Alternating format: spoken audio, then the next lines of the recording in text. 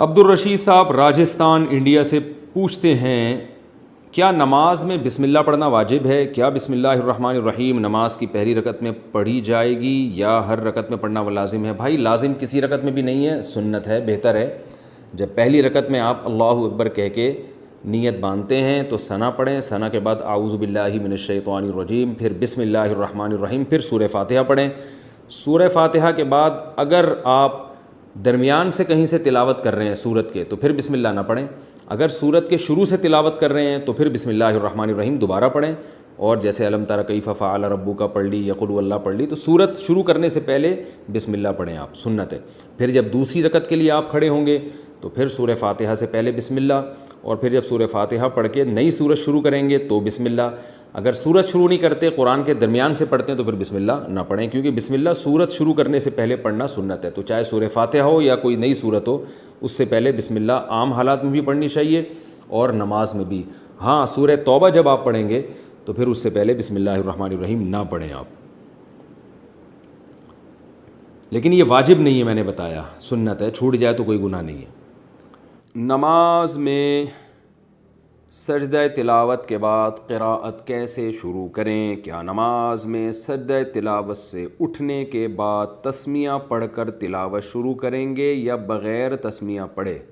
آمنہ صاحبہ، سجدہ تلاوت جب نماز میں کرتے ہیں نا تو اٹھنے کے بعد بغیر بسم اللہ کے جہاں سے چھوڑا ہے وہیں سے شروع کر دیں۔ البتہ اگر کوئی نئی سورت شروع ہو رہی ہے تو پھر بسم اللہ پڑھنی چاہیے۔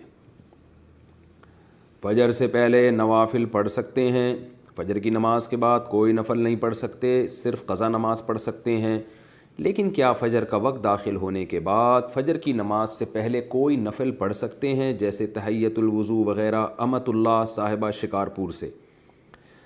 دیکھیے تہجد کا وقت جب ختم ہوتا ہے تو پھر اشراق تک رسول اللہ صلی اللہ علیہ وسلم سے صرف فجر کی 2 سنتیں اور 2 فرض پڑھنا ثابت ہے، حالانکہ آپ صلی اللہ علیہ وسلم نوافل پر نماز پہ بہت حریص تھے۔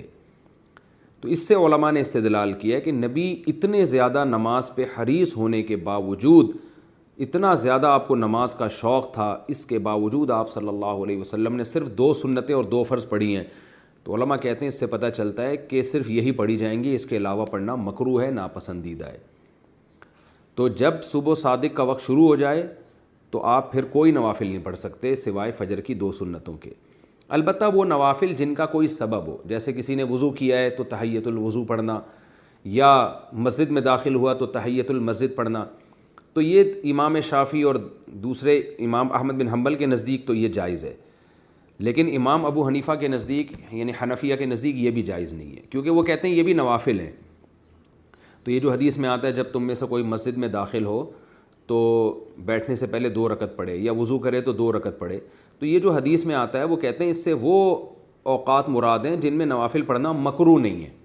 تو چونکہ فجر کی 2 سنتوں کے علاوہ نبی سے اور کچھ نماز ثابت نہیں ہے، تو اس لیے نہ اس میں تحیۃ المسجد پڑھی جائے گی، نہ تحیۃ الوضو حنفیہ کے نزدیک، اور عرب علماء کے نزدیک پڑھی جائے گی۔ تو اس لیے کہا جاتا ہے کہ ایک فقہ کو فالو کریں اور پھر سارے اسی کے مسائل پر عمل کریں اور دوسرے پر طنز و تشنیع نہ کریں۔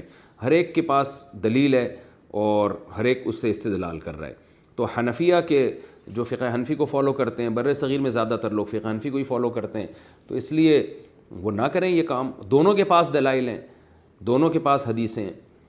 تو البتہ نبی سے بہرحال صراحتاً یہ ثابت نہیں ہے کہ آپ صلی اللہ علیہ وسلم نے صبح صادق کے بعد تحیۃ الوضو پڑھی ہو یا تحیۃ المسجد پڑھی ہو، آپ نے کبھی، آپ سے صرف 2 رکعت سنت مؤکدہ پڑھنا ثابت ہے۔